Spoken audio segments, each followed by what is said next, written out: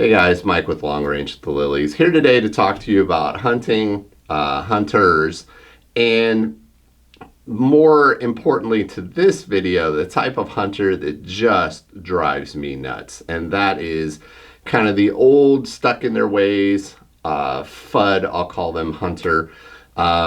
Seriously, you guys irritate me so much. Like, you make me want to go throw dead kittens at orphans. Like, I know that's kind of a ridiculous phrase, but so is some of the stuff coming out of your guys' mouth. For example, let's get into it. I made a video recently about why I like the NRL Hunter better than the PRS. It wasn't knocking on the PRS, it was more about the practicality of the NRL Hunter and how it is closer to a practical sport. And I didn't say, you know, it's perfectly replicates hunting, but it's closer. It gives me training opportunities. And one of the replies, and I'm gonna paraphrase a little bit, but I'm leaving the reply up on my video, so if you ever want to see like exactly what was said, here it is. As an avid hunter, the only thing I can say is this: never ever have I seen anyone in a hunting situation use a bag or a sandbag to make a successful harvest on an animal. I would be so much more involved and attracted to the exact competition if only the competitor was not allowed to carry a bunch of crap hunters don't actually carry.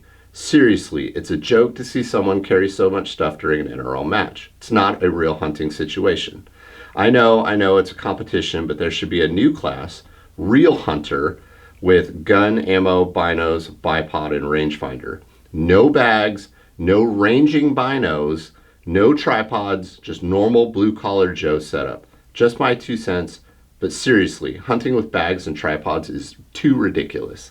There's a lot there that I want to unpack, but I responded basically with, I think that may be true in the circles you run in, but I can absolutely promise you support bags and tripods are becoming very normal, not only on hunts, but on battlefields with the military. I would encourage you to have a more open mind. Sometimes there actually is a better mousetrap. So the conversation goes on from there. He continues to advocate for a quote-unquote class that's called Real Hunter. If you don't understand that you don't need that stuff to go hunting, you're not an old school hunter, but perhaps you need to open your mind and understand true sportsmanship. One shot, one kill. That was his last response to me. Man, I love hearing stuff like that because it just gets my brain turning, and then I get videos like this. So where to start with that, right? Like, I just want to touch on this sportsmanship part, right? As a hunter, I feel like I have an ethical responsibility to be as efficient and as lethal as possible when I'm shooting an animal. Whether that's with my bow, whether that's with my rifle, I owe that animal a quick, efficient kill and the ability to take a shot within my skill set, within the limits of my skill set, that I know I am being 100% successful on that animal. If you're out there slinging lead or arrows and wounding animals, I do not respect you as a sportsman. So this guy, let's go all the way back to what he said earlier. Like, he would be so much more involved if there was a real class that didn't allow you to carry stuff around. So I tell you what, I will right now, for the sake of this individual, invent a new sport, and we will call it the Real Class Hunter.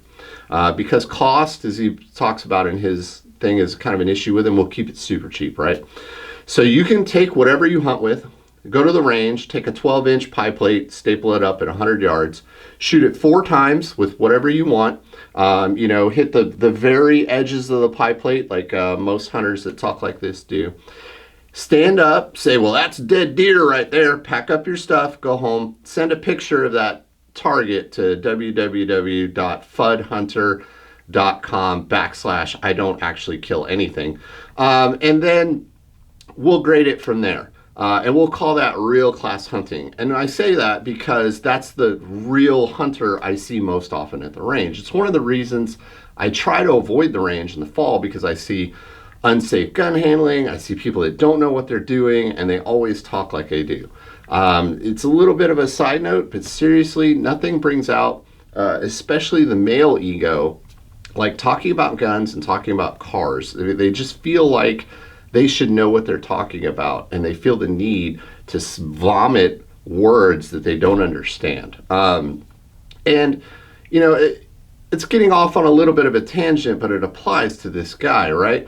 So his real class hunter already exists. It's called Skills Division. You can show up, you pay half price, you don't even compete, and you get to run the course of fire. It's basically a training session for $150. The ROs can help give you advice, they can train you.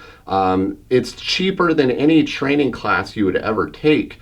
And it gives you those reps that are important. For example, I am a bow hunter. I love bow hunting. And I need to kind of clarify that.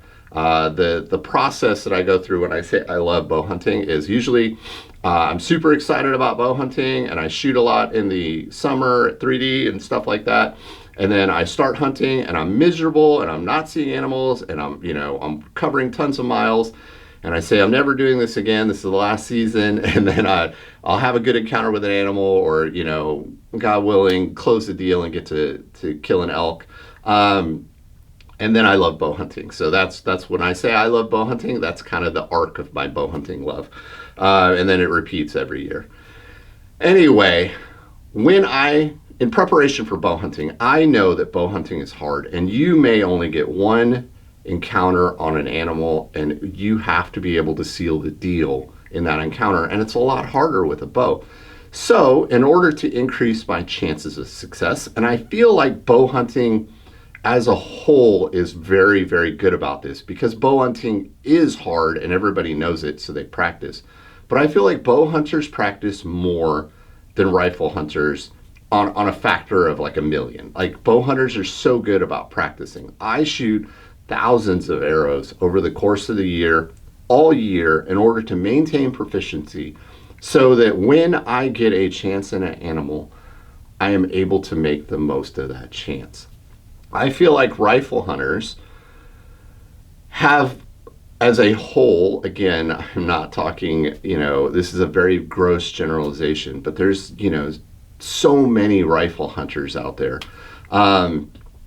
They're a little more spoiled, right? It's much easier to take an animal with a rifle. Your lethal range is much further. Even as a novice amateur rifleman, your ability to take game at range is much better than with a bow.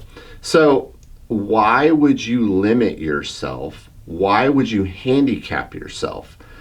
Now, I get it. Not everybody has a big budget and they can go afford to spend thousands of rounds a year or have, $10,000 rifle setups. That's not what I'm saying. I'm an advocate for training with the gear that you have. So when I see this guy saying, well, you should have regular binos and you shouldn't have range finding binos. And I love that he's like, you should be allowed to carry binos and a rangefinder, but range finding binos is just ridiculous. Like, I don't know if this guy hunts out west or in the mountains or whatever, but if I have a choice to take binos and a rangefinder, or range finding binos, for me it's a no-brainer. I'm taking range finding binos, preferably ones that give me my data solution. Because why would I take an extra thing that takes up space in my pack with extra weight if I don't need it? To say that nobody hunts that way, like, I'm sure that there's people that go to the store and they're like, I want binos and I want a rangefinder, but I don't want those range finding binos because it just makes way too much sense. Like, I know a lot of guys that take binos and a rangefinder, like, and I get that too. Like, if you've already got those two things and you can't afford to go get range finding binos, like, I understand that. But why would you limit somebody and say you can't take that? Like, you're not a real hunter if you take range finding binos. If anything, you're eliminating range uncertainty, which allows you to make a more precise shot, a more ethical kill on an animal. To say you shouldn't do that is dumb. Like, if that's the case, if we're going back to the real hunter concept, and you don't need all this fancy Gucci gear to go hunting, why are you taking a rifle? Why aren't you hunting with a muzzleloader? Why aren't you in your backyard whittling a bow, stringing some string you made yourself from like pig intestines or something, or fashioning a spear and hunting that way? You know, if that's the definition of a real hunter, let's all go back to that. Nobody's going to do that because, well, I don't want to say nobody. People aren't going to do that because it's dumb. Like, why would you not increase your capability? So, you know, I don't want to keep beating this capabilities horse, but in my mind, as a hunter and as a sportsman, you just need to. Like, you owe it to people to represent hunters. You owe it to the animal to be as ethical as possible. Now, let's get back to the competition side of this. If you really read into this guy's comments, what he is saying is, I don't shoot that way. I don't want to go to a competition. He's saying, I would go to a competition, but. So the reality is, people who say, like, oh, I would do this, but, are never going to go. Like, it's the same guy that's like, oh, I would have joined the military, but, you know, blah, blah, blah, blah, blah. Well, you didn't, all right? So this guy is never going to go to a competition. He's never going to go compete because he's too scared. He's going to get his teeth kicked in. He's going to look bad, and it's going to damage his little hurt feelers. That's why I love the skills division is you go, you shoot, your score's not even tracked, and you get the training. But this guy is saying that he would go if only for this. He's a liar. They're not going to do that. And, you know, I apologize if it seems like I'm calling this guy out, but, you know, I really am.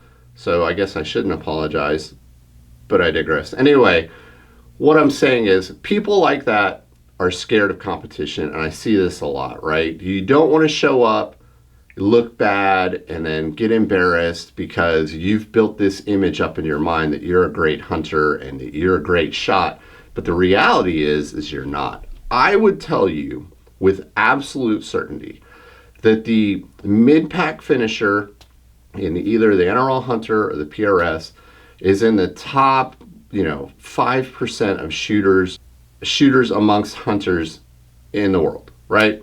It's because they do it a lot, because they're exposing themselves to stress. It's because they're constantly working on their craft to be better riflemen.